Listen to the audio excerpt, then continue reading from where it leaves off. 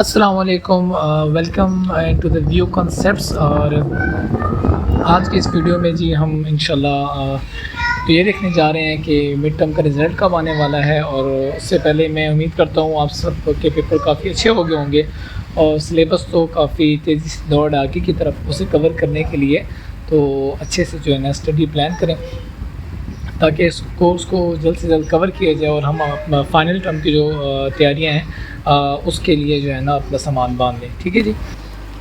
तो वीडियो शुरू करने से पहले आप सबसे वही रिक्वेस्ट है कि चैनल को सब्सक्राइब करें और अपने फ्रेंड्स के साथ भी शेयर करें। अगर आपको वीडियो पसंद आती है तो वीडियो को ज़रूर लाइक करें। Thank you. चलिए स्टार्ट करते हैं हम अपनी आज की वीडियो। तो मिड टर्म के रिज़ल्ट के हवाले से हम यहाँ पर देखेंगे LMS पे और यहाँ से गैस करेंगे कि कब तक जो है ना वो रिज़ल्ट जो है अनाउंस होगा। उसके लिए आप जब अकाउंट बुक में जाएंगे ना तो अकाउंट बुक में आपको पता है कि आपको जो फ़ी स्ट्रक्चर जो आपका है वो यहाँ पे पहले से शेड्यूल होता है। और यहाँ पे ये जो स्टूडेंट हैं इनकी ये फ़ीस पेंड है और यहाँ पे ये जुलाई 10 जो डेट आ रही है सेकंड जो पेड डेट है लास्ट डेट जो आ रही है तो ये ज़्यादातर जो है वो मिड टर्म के रिज़ल्ट से पहले की होती है। ठीक है, मिड टर्म का रिज़ल्ट इसके बाद आता है तो प्रॉबेबली जो जुलाई 10 है इसके नियर राउंड अबाउट जो है ना रिज़ल्ट अनाउंस होगा। तो ये मेरी परसेप्शन है, हो सकता है इससे पहले भी हो जाए क्योंकि काफ़ी वीडियोस मैंने देखी हैं तो उसमें वो यही बता रहे हैं कि जी एग्ज़ाम्स ख़त्म होंगे तो उसके 10-15 दिन बाद जो है ना वो रिज़ल्ट अनाउंस हो जाएगा। और मेरी परसेप्शन के मुताबिक जुलाई 10 के बाद होगा या इसके नज़दीक ही होगा। ठीक है जी।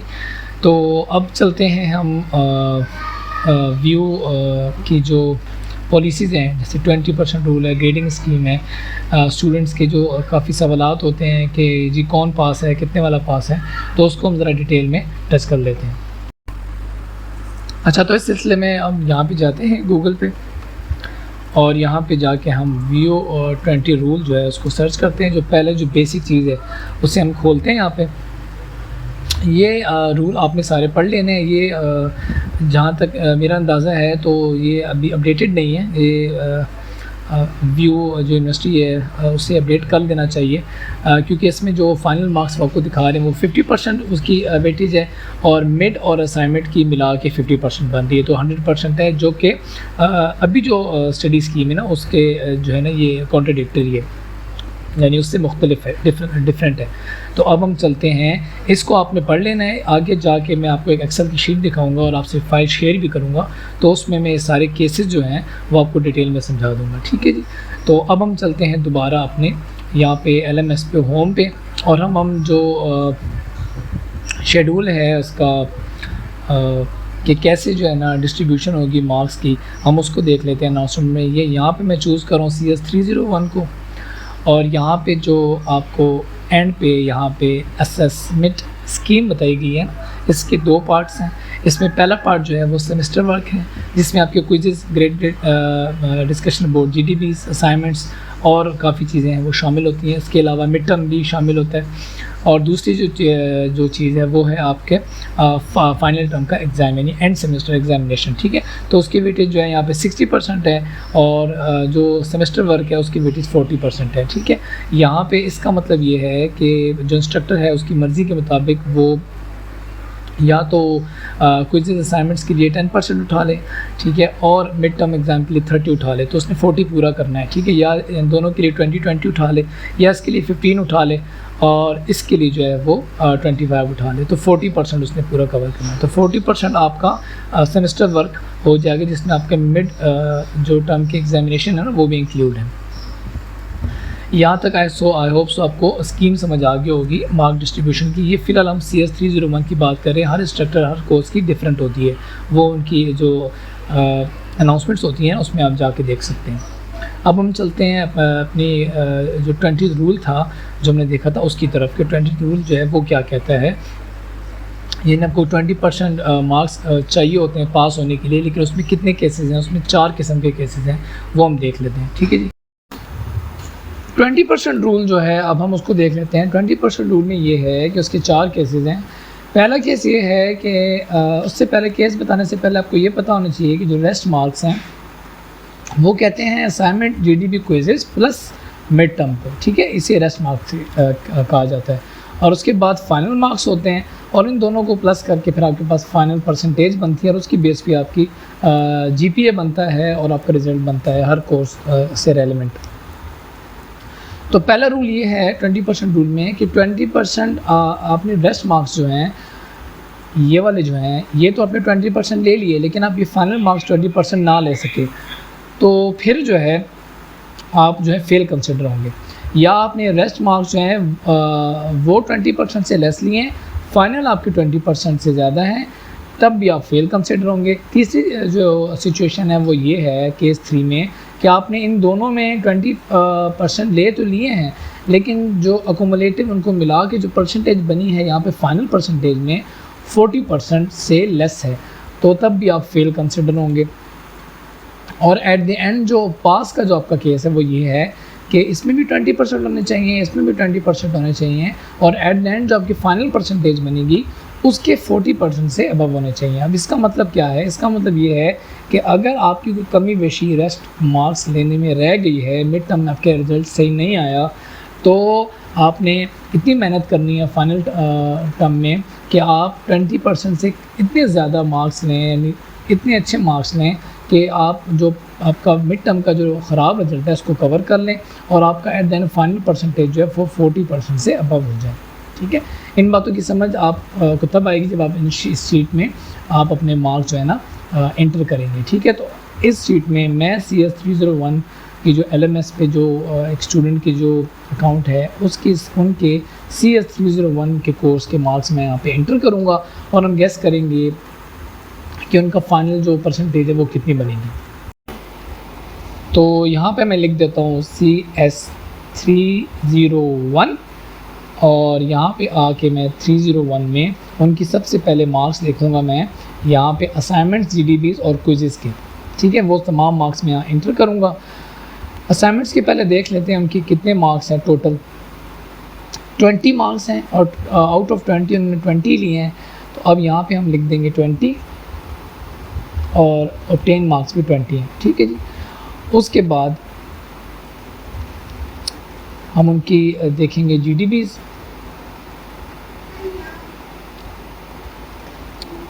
GDBs में उनके कितने हैं जी? तो 5 मार्क की GBDs थी, उसमें उनके 3.75 मार्क्स ऑब्टेन है, यानी यहाँ पे 20 है ना, तो यहाँ पे आप लिख दें टोटल मार्क्स में 20 + 5, और यहाँ पे उनके 20 ऑब्टेन थे और प्लस 3.75 GDB में थे। ठीक है जी, तो इस साथ में परसेंटेज उनकी काउंट होती रहेगी। इसी तरह आपने एट द एंड अपने जब आप यहाँ पे मार्क्स एंटर करेंगे ना, तो फिर आपने यहाँ पे जो क्विज़ के मार्क्स है वैसे ही उसी सब्जेक्ट के क्विज़ के मार्क्स भी आपने एंटर कर लेने हैं। तो क्विज़ के मार्क्स देख लेते हैं इनके। तो इनके जो भी रिसेंट क्विज़ जो हुए थे उसमें जो 2 क्विज़ हैं उनका रिज़ल्ट है ना, यानी 2 ही अटैम्प्ट हुए हैं, तो 20 मार्क्स के क्विज़ हैं जिनमें से 19 ऑब्टेन्ड हुए हैं। ठीक है जी, तो यहाँ पे मैं प्लस कर दूँगा 20 टोटल में, और यहाँ ऑब्टेन में उनके यहाँ पे प्लस हो जाएगा 19। तो अभी तक के लिए जो है ये उनकी जो रेस्ट मार्क्स का जो पहला पार्ट है वो हमने क्लियर कर लिया। उसके बाद आता है मिड टर्म। मिड टर्म में जैसे असेसमेंट जो हमारा शेड्यूल था उसमें था ना कि मिड टर्म हमारा 38 मार्क्स का है, तो टोटल मार्क्स 38 है। यहाँ पे आपने करना है गेस कि आपके कितने मार्क्स आ जाएंगे। यानी स्टूडेंट होता है ना, उसे पता होता है कि मैंने जो पेपर अटैम्प्ट किया वो किस हद तक है। तो यहाँ पे मैं फ़िलहाल के लिए 30 लिख देता हूँ।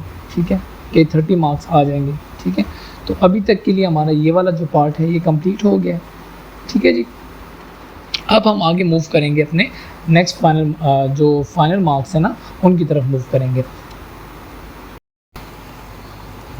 तो फाइनल टर्म जो है वो आई गेस 60 मार्क्स का होता है, और 60 में अगर आप 30 यानी 50% भी ऑब्टेन ये स्टूडेंट जो है हमारे कर ले, क्योंकि ये जो एरिया है भी हमारा गेस का एरिया चल रहा है, क्योंकि अभी तक मिड टर्म का रिज़ल्ट नहीं है और फाइनल मार्क्स तो अभी हुए ही नहीं है, तो ये गेस का एरिया चल रहा है। तो अगर वो 30 भी ले ले तो उसकी जो फाइनल परसेंटेज है वो 63.18 बन रही है।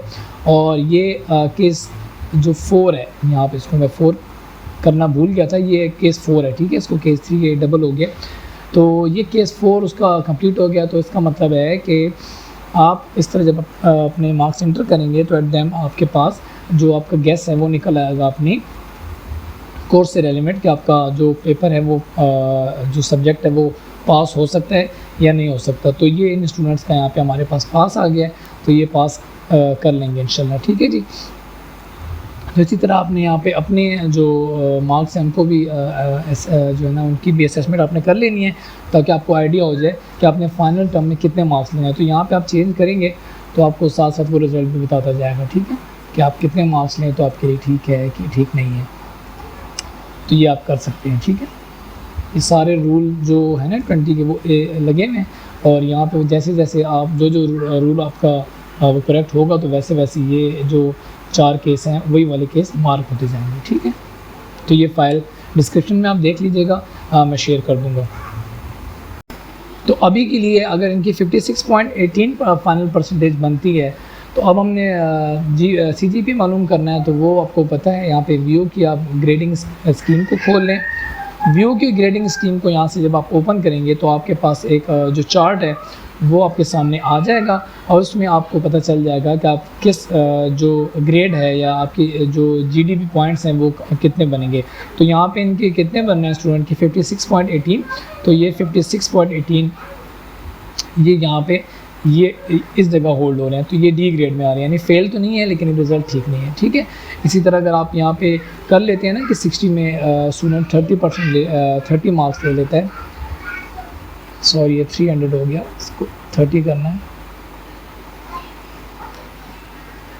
जी, 63.18 बन रही है। तो 63.18 के मुताबिक फिर यहाँ पे C में चला गया, और इसी तरह फिर जैसे जैसे आप बढ़ाएंगे तो ये ऊपर जाएगा। तो आई होप सो आपको कुछ आइडिया हो गया होगा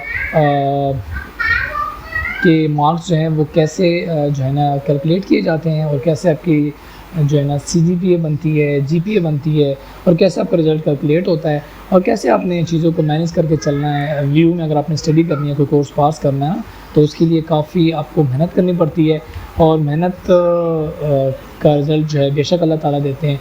और मेरी दुआ है कि इनके पेपर अच्छे हुए हैं, और जैसे भी हुए हैं अल्लाह ताला सबको कामयाबी अता फरमाए, और हम सबको जो है ना फाइनल जो टर्म है ना जो उसकी अच्छी तैयारी करने की हमें जो है ना अल्लाह ताला तौफीक अता फरमाए, ठीक है जी।